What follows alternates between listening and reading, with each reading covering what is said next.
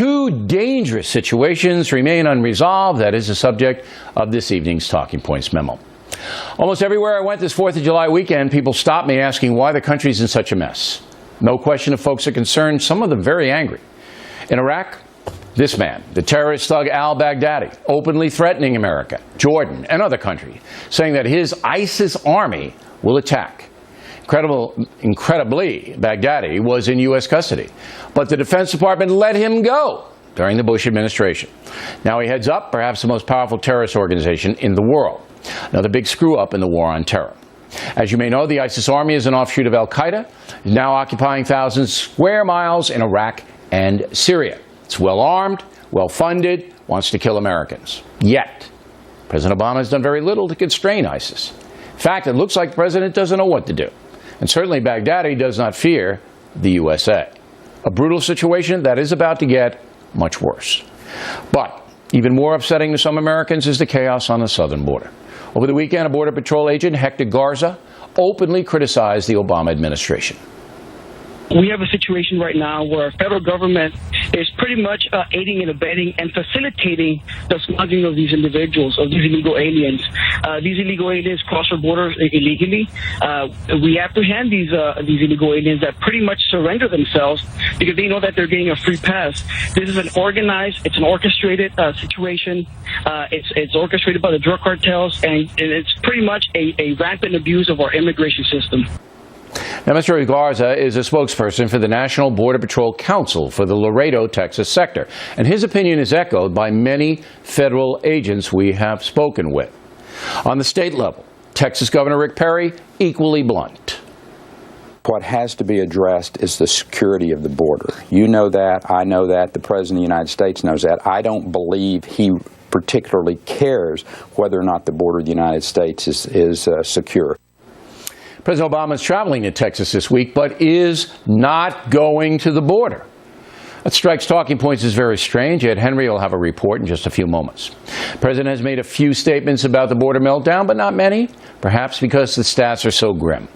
In this fiscal year, about 300,000 undocumented aliens are expected to be apprehended by the Border Patrol. That includes more than 50,000 children, an average of 200 kids per day. That's a 99% increase from fiscal year 2013, and does not even account for those illegals who elude the Border Patrol. So far on President Obama's watch, more than 2 million illegal aliens have been apprehended by federal authorities. About half were deported until this year, when deportation slowed down. That has led to bitterness on the part of some Americans directly impacted by illegal immigration. Just a few moments, we'll talk with the mayor of Murrieta, California, a town in the eye of the storm. On Long Island, where I live, houses are being rented to Hispanic men, dozens of them, dozens, living in a single house, wreaking havoc on the entire neighborhood.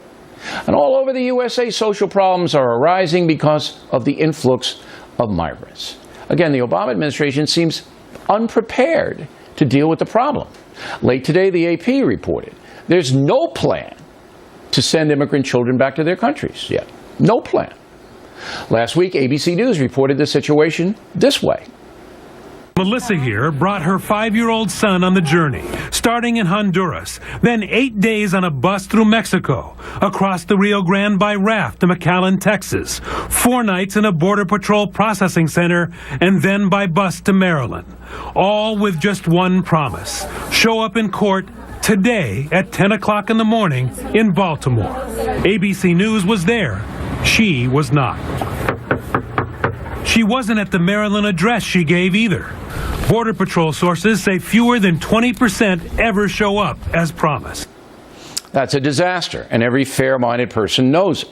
But we are living in a time of intense ideology, which sometimes fogs up dangerous situations. Some on the left believe that the USA should accept all so-called refugees, all of them, and if you oppose that philosophy, you are inhumane, uncaring, unchristian, and so on. The demonization of opposition has been effective for the left, spurred on by asympathetic media. For example, Americans who believe that companies should not pay for abortion-inducing medications are practicing gender bigotry. If you believe people on welfare should be drug-tested, you are anti-poor.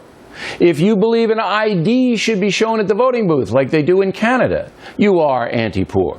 If you believe traditional marriage should have a special place in society, you're a homophobe. And in some cases, if you criticize President Obama's policies, you are a racial bigot. That's why there's so much anger in America. The issues have become very personal. No longer are opposing points of view respected, and the left is driving this terrible train. Although, I have to say, pictures of anti-illegal immigration protesters spitting at people were disgusting. There is a lunatic fringe on the right as well, and it greatly harms the debate for effective immigration policy. The truth is that President Obama has lost control of the process. America is now being threatened by terrorists once again, and the terrorists believe they're winning. The southern border is a sieve. Mexico is facilitating hundreds of thousands of illegal aliens coming into this country. And what's the administration doing in Mexico? Nothing. Finally, in a perfect world, all oppressed people would be given an opportunity to have a better life. America is a place of opportunity. We should take a sane number of immigrants every year into our system. But to have millions of mostly poor people pour into this country without the resources to care for them, to educate them, to relocate them, is simply anarchy. The Obama administration said for years the border was secure. That was the backbone of the proposed immigration reform law. But it's not true, and never has been true. The public was sold a lie. If Americans don't wake up and soon and demand a better performance from their elected officials on all levels, this country will continue to decline. Right now, the president should degrade the ISIS army by using American air power and should move the National Guard to the southern border to stop the madness down there. After that, then Congress should try to solve these awful problems in totality. And that's a memo.